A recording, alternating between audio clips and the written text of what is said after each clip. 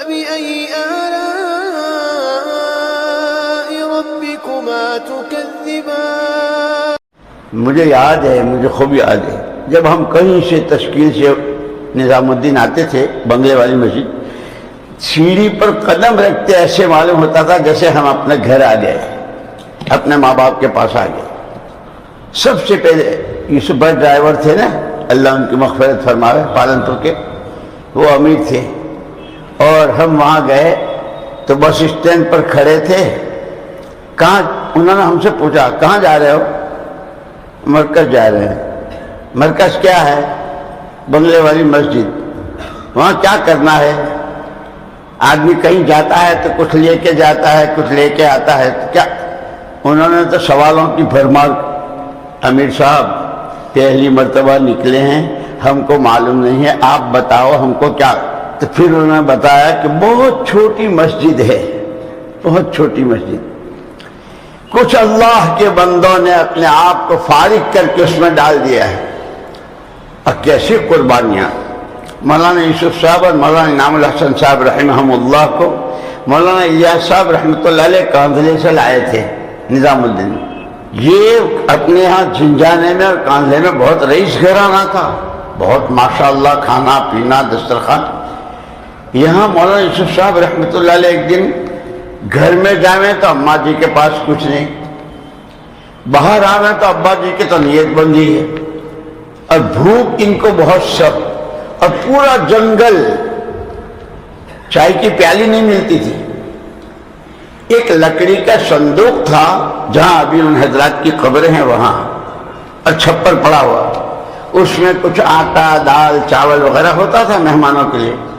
اس دن آٹے کی چٹکی تھی نہ چاول کا دانہ تھا، اور مولانا کو بہت بھوک۔ مولانا نے 2 پکڑوں کے بیچ کی دراز میں سے آٹا کوریدا، پورے صندوق کا اتنا سا آٹا، آگ جلائی تو دھواں اٹھا۔ مولانا الیاس صاحب رحمۃ اللہ علیہ استقبال میں ایسے بیٹھتے تھے، ہم تو استقبال جو آتا نظریں 2 4 ہوتی تھی، دھواں اٹھتا دیکھا تو بھاگ کے آئے، یوسف آٹا کہاں سے لائے؟ کانپ گئے۔ ابا جی چوری نہیں کی ہے، بھیک نہیں مانگی، مجھے بھوک بہت لگی، میں نے اس میں سے کوریدا ہے۔ کیا وہ وقت تھا! مولانا محمد الیاس صاحب رحمۃ اللہ علیہ فرمایا، یوسف آج کے بعد تیری 4 دیواری میں کبھی فاقہ نہیں آئے گا۔ سن 47 میں کروڑ پتی ہمایوں کے مقبرے میں پناہ لے رہے تھے، روٹی کو کھانے کو روٹی نہیں تھی، اور یہاں مہمان کھا رہے تھے۔ اللہ، اسی لیے دوستو مولانا یوسف صاحب رحمۃ اللہ علیہ فرماتے تھے، خالی آنے جانے کا نام تبلیغ نہیں ہے، تبلیغ تو ہماری سوچ بدل جائے۔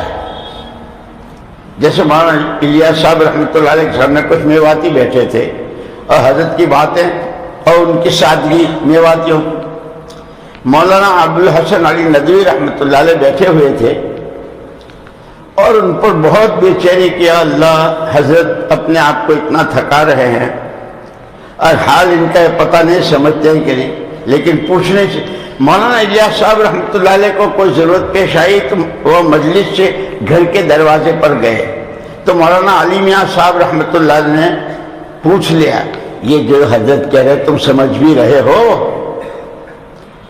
ہاں، نو کہہ رہا ہو، 4 مہینہ لو چلے جاؤ، نو کہہ رہا، ہم تو اتنی سمجھ رہے ہیں۔ خدا کرے یہ بھی سمجھے کہ خدا کرے تم بھی یوں کہو، تم میواتی جیسے ان پڑھ تو نہیں ہو نا، تم تو بہت پڑھے لکھے ہو، تو خدا کرے تم بھی یہ سمجھو کہ مولوی صاحب ساری اس لیے کہہ رہے ہیں کہ 20 فروری کو 4 مہینے کی جماعتیں، ارے کہو نا انشاءاللہ۔